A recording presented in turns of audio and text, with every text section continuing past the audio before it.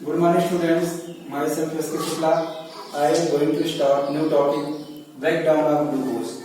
प्यारे बच्चों, मैं आपको बताया था कि जो कुछ हम खाते पीते हैं वह परिवर्तित होता रहता है, चेंज होता रहता है और उसमें जो फूड मटेरियल आपका है ग्लूकोज बनता है। तो किस प्रकार से ग्लूकोज टूटता है, किस प्रकार से विखंडित होता है, इस प्रक्रिया को रिस्पिरेशन श्वसन में जो हमने बताया है। अगर क्वेश्चन आता है आपको कि ग्लूकोज किस प्रकार से ब्रेक डाउन होता है, किस प्रकार से विखंडित होता है, जब कुछ खाते हैं ग्लूकोज बनता है, तो आप ध्यान से देखेंगे। सबसे पहले ग्लूकोज के मॉलिक्यूल, इसका फार्मूला है C6H12O6, ये ग्लूकोज है। तो यहां पर आप देखेंगे ग्लूकोज में कार्बन के 6 मॉलिक्यूल हैं, कार्बन के 6 मॉलिक्यूल। और ये कार्बन के जो 6 मॉलिक्यूल हैं, अब यहां पर आप ध्यान से देखेंगे कि ग्लूकोज जो होता है सबसे पहले हमारे साइटोप्लाज्म में पहुंचता है, कोशिका द्रव्य में। ये क्रिया कहां होती है? कोशिका द्रव्य या साइटोप्लाज्म। कोशिका द्रव्य या साइटोप्लाज्म से कहते हैं।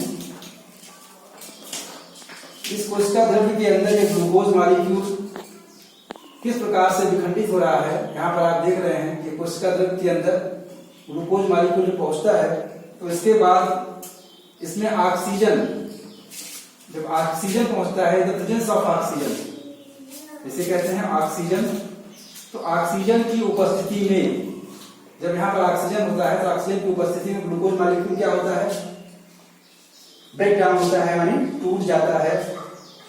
तो टूटने के बाद कार्बन डाइऑक्साइड, यहां पर CO2 प्लस जल, इसे कहते हैं वाटर, और एनर्जी, ऊर्जा निर्मुक्त होती है।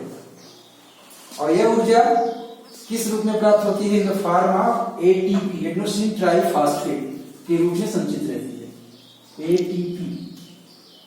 और यह क्रिया जो होती है यहां पर एडेनोसिन ट्राइफॉस्फेट के रूप में जो ऊर्जा है, यह ऊर्जा कहां होती है? माइटोकॉन्ड्रिया, जिसे कहते हो power house of the cell. जो माइटोकॉन्ड्रिया है, यह हमारे कोशिका का विद्युत गृह कहलाता है। क्यों कहलाता है? यहां पर आप ध्यान देंगे कि माइटोकॉन्ड्रिया को कोशिका का विद्युत गृह इसलिए कहते हैं क्योंकि इसमें ऊर्जा संचित रहती है और यह ऊर्जा ATP के रूप में संचित रहती है, उसे कहते हैं एडेनोसिन ट्राइफॉस्फेट के रूप में। दूसरी स्टेज आपको दिखाई दे रही, तो ऑक्सीजन की उपस्थिति है। दूसरी स्टेज में आप देख रहे हैं जब ग्लूकोज के मॉलिक्यूल यहाँ पर टूटते हैं, कोशिका द्रव्य में क्रिया हो रही है, लेकिन यहां पर आप देखेंगे कि यहां पर ऑक्सीजन उपस्थित नहीं है।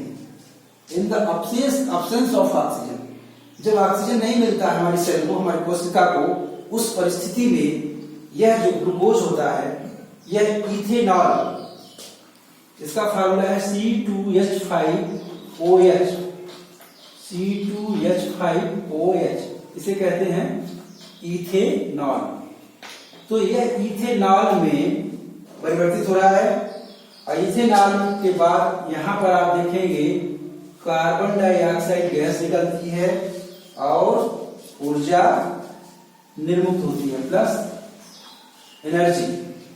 और यह एनर्जी में कार्बन के 2 मॉलिक्यूल बचते हैं, यहाँ पर जो 6 हैं, यहाँ पर रिमेनिंग में लास्ट में यहाँ पर कार्बन के 2 अणु बचते हैं।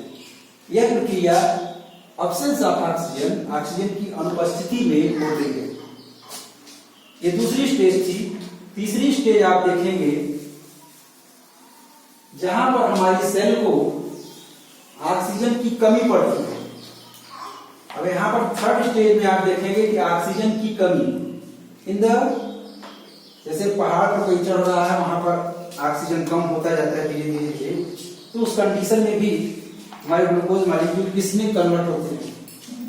तो यहां पर आप देखेंगे कि ग्लूकोज मॉलिक्यूल यहां पर जो है lactic acid, in the form of lactic acid, ये लैक्टिक एसिड के रूप में परिवर्तित होता है और एनर्जी आपको मिलती ऊर्जा।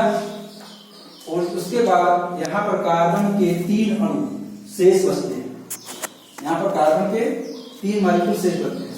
इस प्रकार से break down of glucose into the internal part of the cell, हमारे सेल में किस प्रकार से ग्लूकोज टूट रहा है, यह 3 प्रकार से टूटता है। पहला मैंने आपको बताया ऑक्सीजन की उपस्थिति में, दूसरा है ऑक्सीजन की अनुपस्थिति में, तीसरा पार्ट है ऑक्सीजन की कमी होने पर।